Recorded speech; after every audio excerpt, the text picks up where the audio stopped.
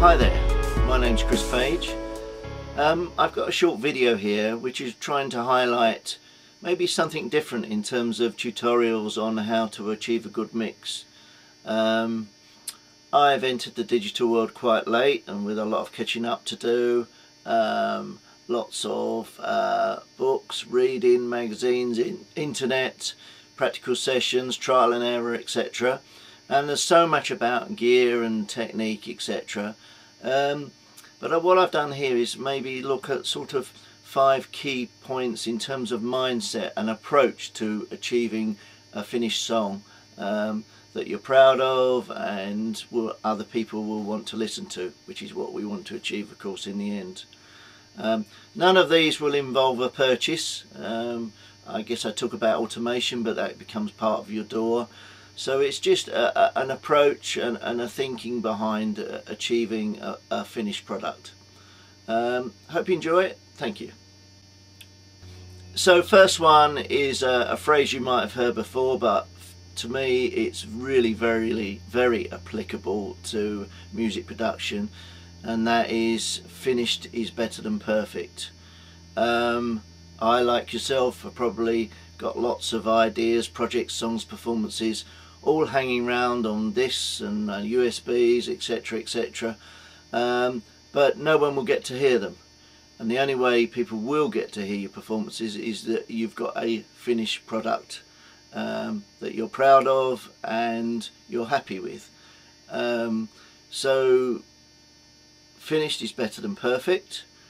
You won't achieve perfection, so work quickly. It's a numbers game. The more songs you've got out there finished and people listening to, the better, and the more chance of achieving something you'll have.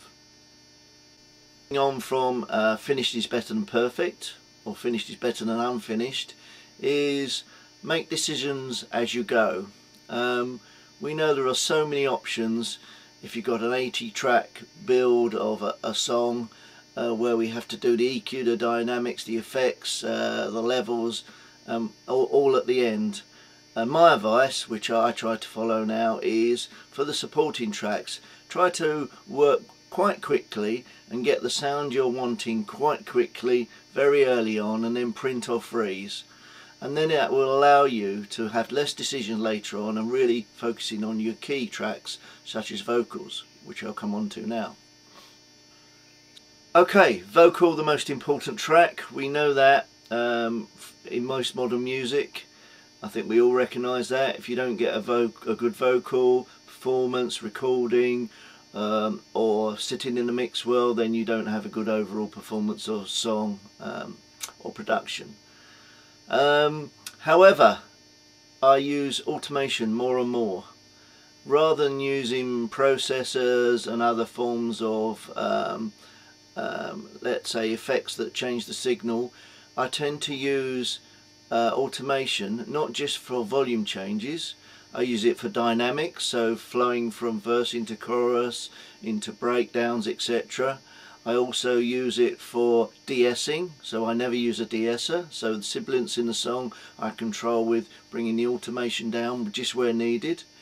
EQ, automating EQ, automating reverb, so that really are changing the dynamics of the song as you go, but just by using automation.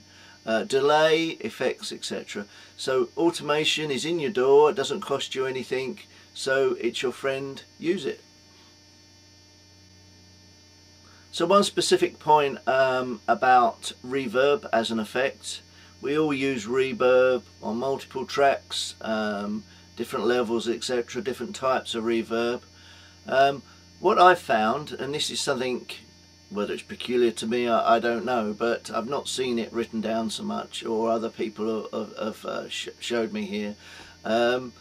It's very easy to take a sound, add reverb to it, nice stereo reverb, get it sounding really good. But if you do that on multiple tracks, you tend to get this sort of splash and smear of reverb right across your stereo field, left to right or right to left. It then becomes mushy in terms of your panning. What I tend to use now is a lot more mono reverb.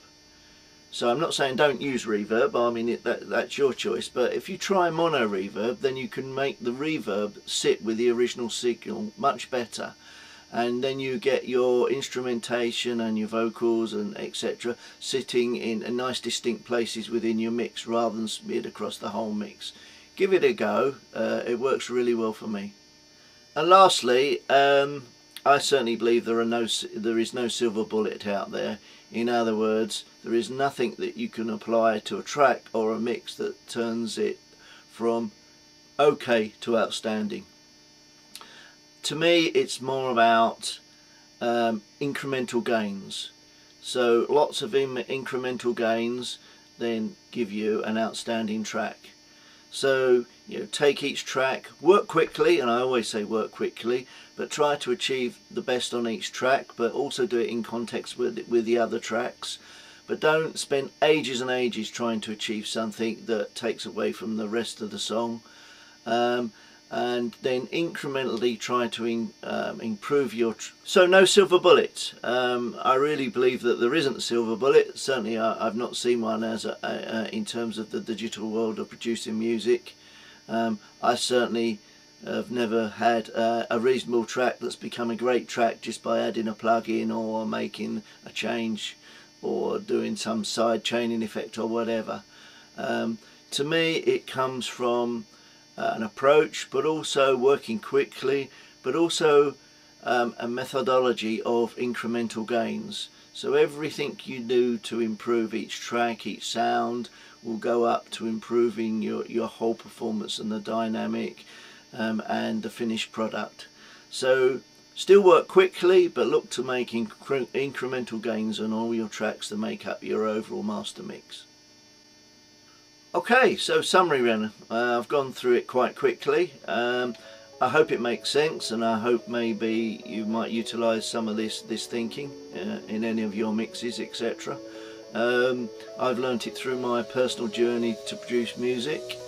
So it's not about, as I'm saying, the number of plugins or the bit rate you use. It's about an approach to working. And certainly the one I would say most is make sure you finish. Work quickly and finish your songs. It's a numbers game out there, and the more songs you've got out there, the more chance that people will hear them. And as an example, I've been working with a great young female singer called Heather Merryn. I've written a song called Hold Me Close, which she's done the vocal on. And that would be a reference, I guess, for some of the techniques that I've gone through here, and the 5 points, I guess, which I've utilised on this song. So hope you like the song. I hope the video is of some use.